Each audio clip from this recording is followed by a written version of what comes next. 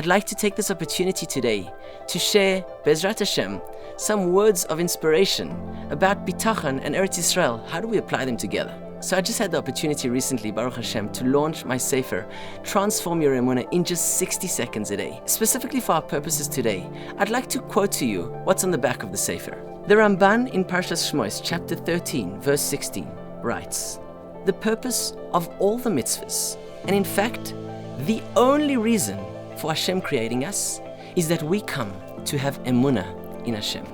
Just to digest what the Ramban is telling us. The only reason Hashem created us ultimately is so that we should come to have emuna in Hashem.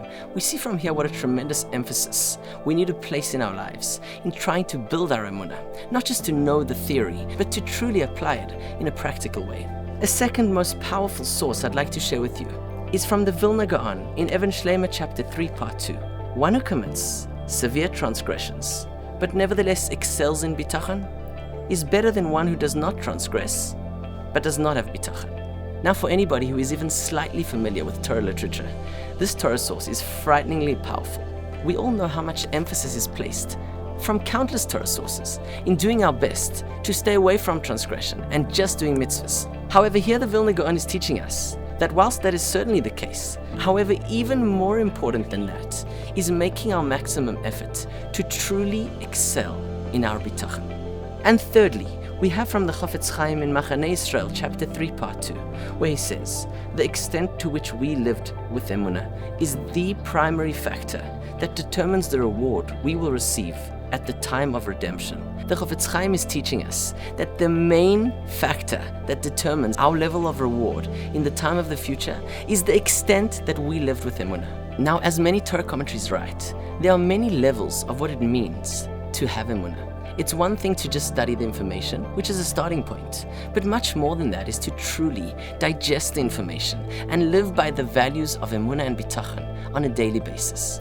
If we were to summarize and perhaps overly simplify exactly what emuna is, perhaps we could do so by quoting part of a very famous verse which states, Ein od milvado. There is nothing in the world except for Hashem. Now again, there are many ways to understand these words. Simply speaking, I can just say, yes, I know there is Hashem in the world, but, or I could say, I know that everything in the world is 100% orchestrated from Hashem without any exception. Every single detail of my life is completely and exclusively orchestrated by Hashem.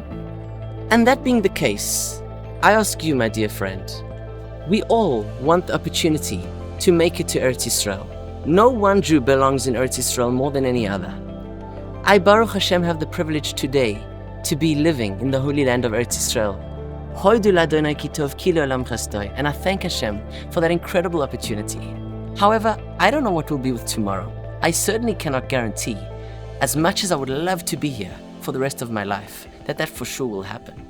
And similarly, for those many Jews around the world which would love to make it to Eretz Yisrael and to be part of this holy nation, this holy land, so many Jews so badly want to be here.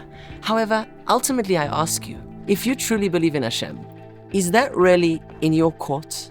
Because if we are saying that Hashem exclusively runs every single detail of our lives, He is the one who predetermines whether you will make it to Eretz Yisrael.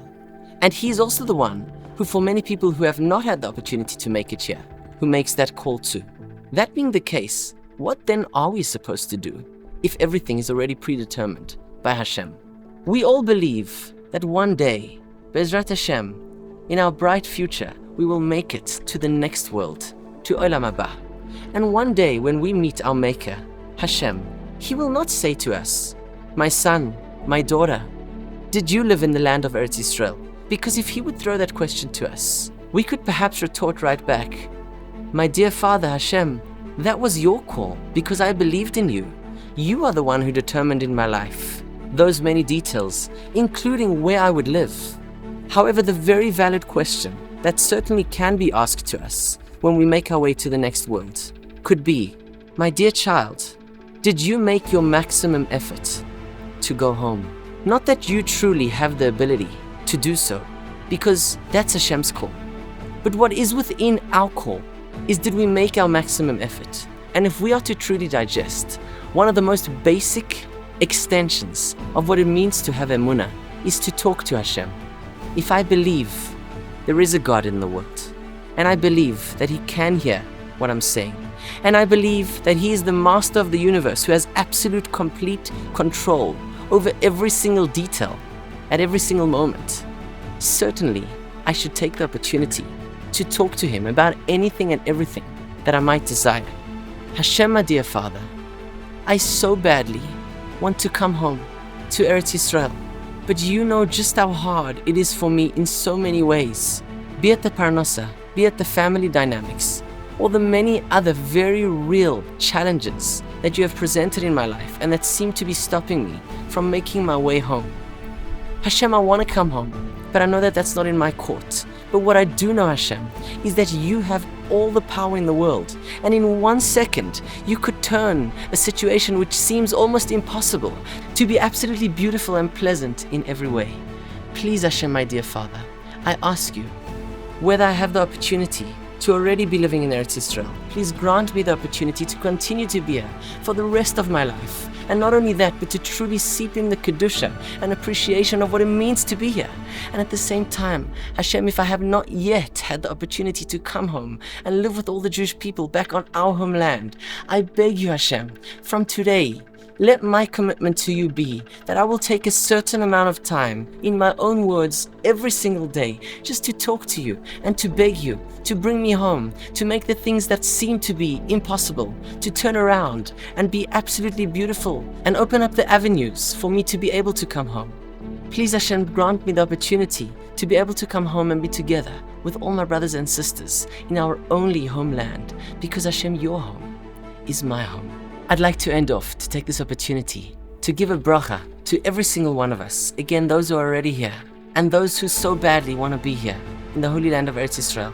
May Hashem bless every single one of us to truly internalize what it means emunah, to truly internalize what it means ein od milvado, that there is no other cause or effect in the world except for Hashem, and by extension that each one of us realize and internalize the tremendous opportunity we all have for really any detail of our lives, but specifically here focusing on Eretz Yisrael, to beg Hashem, to thank Hashem for this amazing land that He has given us, and the amazing opportunity we have to inhabit our true home, whilst at the same time, perhaps each one of us can make a daily commitment to talk to Hashem and beseech Him to give us the opportunity and privilege to make it to Eretz Yisrael, so that one day, Bezrat Hashem, when we meet our Maker, when He asks us, did you want to go home? We say, Hashem, whether I made it home or not, that was in your court. But Hashem, I can answer you that I did my best to come home. May we all be Zoche B'Zrat Hashem, to be home together as one in our only home.